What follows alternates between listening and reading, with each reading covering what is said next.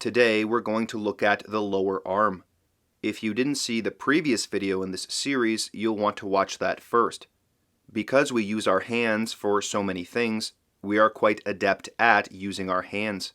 People have a tendency to try to manipulate their upper arm by manipulating their hand and wrist. We want to address the upper arm first so that it doesn't get left out.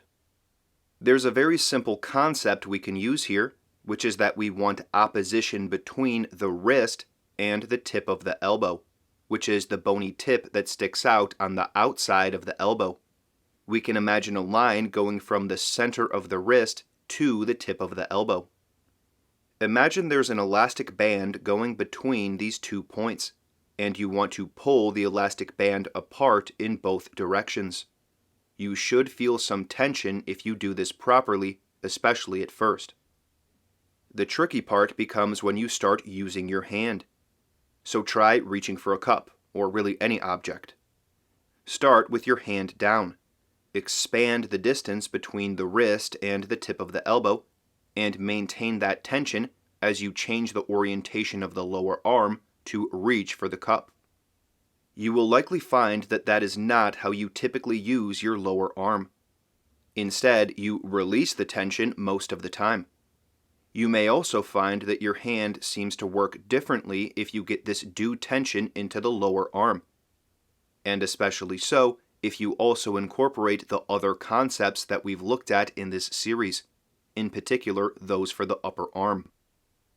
Now you might think, how could I possibly maintain this tension all the time? Isn't that a lot of work? In this series, we are playing a bit with the feeling sense. However, your feeling sense will change over time. It will get used to whatever you do.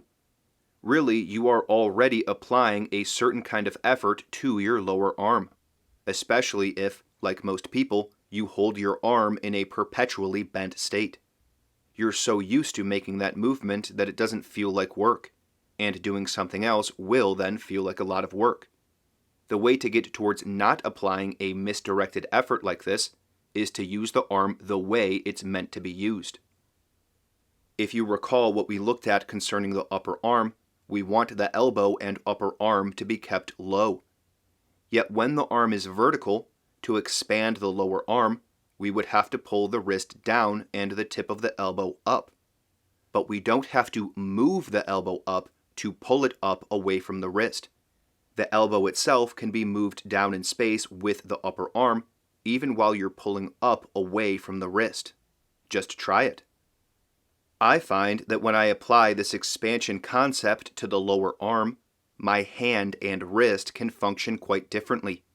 It becomes easier to expand the palm and articulate the fingers. So try it out while typing or doing something intricate with your hand. It will at first feel strange, and you will be going against your common habits in typing or writing or whatever intricate thing you do with your hands.